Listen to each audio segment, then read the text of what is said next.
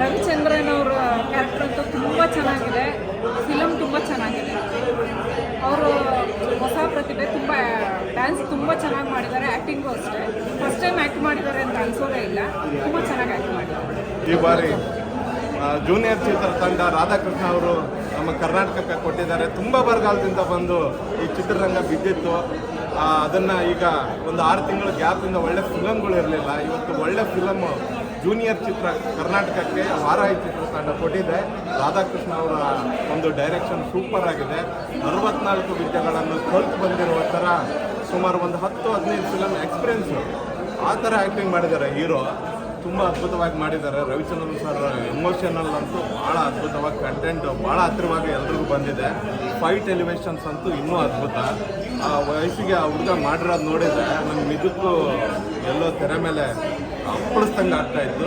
ಅಷ್ಟು ಅದ್ಭುತವಾಗಿ ಮಾಡಿದರೆ. ಕಲ್ಯಾಣ ಕರ್ನಾಟಕ, ಉತ್ತರ ಕರ್ನಾಟಕ ಭಾಗಕ್ಕೆ ನಮಗೆ ಹೀರೋ ಇಲ್ಲ ಅಂತ ಒಂದು ಕೊರತೆ ಇತ್ತು. ಈಗ ಆ ಕೊರತೆಯನ್ನು ಕಿರೀಟಿ ಅವರು ನೀಗಿಸಿದ್ದಾರೆ. ಜನಾರ್ದನ್ ರೆಡ್ಡಿ ಅವ್ರ ಸಾಹೇಬರಿಗೆ ಒಂದು ಧನ್ಯವಾದನ ಸಲ್ಲಿಸ್ತಾ ಇದ್ದೀವಿ. ಇಂಥ ಮಗನ್ನ ಕನ್ನಡ ಚಿತ್ರರಂಗಕ್ಕೆ ಕೊಟ್ಟಿದ್ದಕ್ಕೆ. ಡ್ಯಾನ್ಸ್ ಅಂತೂ ಅದ್ಭುತ. ಮೈಯಲ್ಲಿ ಮೂಳೆ ಇಲ್ಲ ಅನ್ನೋ ಥರ ಕುಣಿತಾ ಇದ್ದಾರೆ. ಅವ್ರು ಡ್ಯಾನ್ಸ್ ನೋಡಿ ನಿಜವಾಗ್ಲೂ ನಮಗೆ ತುಂಬ ಖುಷಿ ಆಯಿತು. ಒಬ್ಬ ಕನ್ನಡ ಚಿತ್ರರಂಗದಲ್ಲಿ ದೊಡ್ಡ ದೊಡ್ಡ ಸ್ಟಾರ್ಗಳಿದ್ರು ಕೂಡ ಪವರ್ ಸ್ಟಾರ್ ಮಾತ್ರ ಒಳ್ಳೆ ಡ್ಯಾನ್ಸ್ ಮಾಡ್ತಾ ಇದ್ದಿದ್ದು. ಈಗ ಆ ಲೆಕ್ಕಕ್ಕೆ ಬರ್ತಾ ಇದ್ದಾರೆ.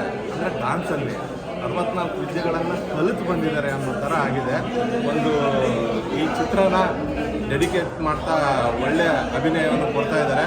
ಇದೇ ಥರ ಒಳ್ಳೊಳ್ಳೆ ಫಿಲಮ್ಗಳು ಕೊಡಲಿ, ಕನ್ನಡ ಚಿತ್ರರಂಗಕ್ಕೆ ಬರಲಿ ಅಂತ ಕೇಳ್ಕೊಳ್ತಾರೆ. ಅಂದರೆ ಸಿನಿಮಾದಲ್ಲಿ ಒಂದು ಫ್ಯಾಮಿಲಿ ಎಮೋಷನ್ ಒಳಗೊಂಡಿರ್ತಕ್ಕಂಥ ಒಂದು ಅಂಶಗಳು ತುಂಬಾ ಇದೆ. ಒಂದು ಸೆಂಟಿಮೆಂಟ್ ಆಗಿರ್ಬೋದು, ಎಮೋಷನ್ ಆಗಿರ್ಬೋದು, ಆ ತಂದೆ ಮಗನ ಸೆಂಟಿಮೆಂಟು, ಆ ತಂದೆ ಮಗನ ಸೆಂಟಿಮೆಂಟು ನಿಜವಾಗ್ಲೂ ಕಾಡುತ್ತೆ.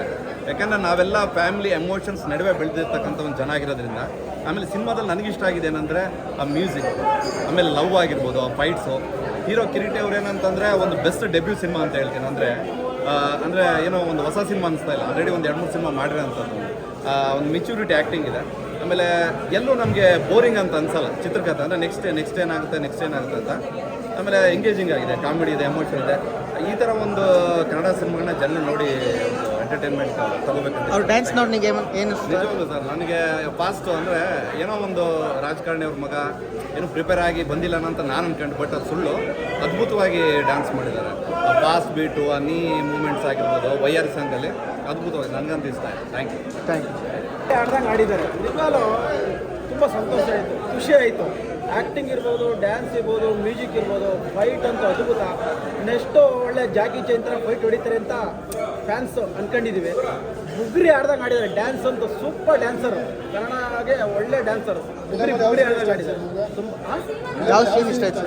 ಎಲ್ಲ ಆ್ಯಕ್ಟಿಂಗು, ಅವರು ಆ್ಯಕ್ಟಿಂಗು, ಎಮೋಷ್ನಲ್ ಫೇಸು, ಆ್ಯಕ್ಟಿಂಗು, ಹಾಡಂತೂ, ಡ್ಯಾನ್ಸ್ ಅಂತೂ ತುಂಬ ಇಷ್ಟ ಆಯಿತು ಸರ್. ಇದು ಅವ್ರ ಮೊದಲನೇ ಸಿನಿಮಾ. ಅವ್ರ ಆ್ಯಕ್ಟಿಂಗ್ ನೋಡಿ ನಿಮ್ಗೆ ಏನು ಅನಿಸ್ತು ಸರ್? ಎಲ್ಲ ಆ್ಯಕ್ಟಿಂಗು ಇಷ್ಟ ಆಯಿತು ಸರ್.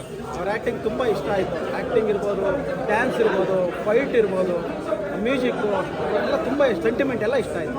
ತುಂಬ ಅದ್ಭುತವಾಗಿದೆ. ಮುಗ್ರಿ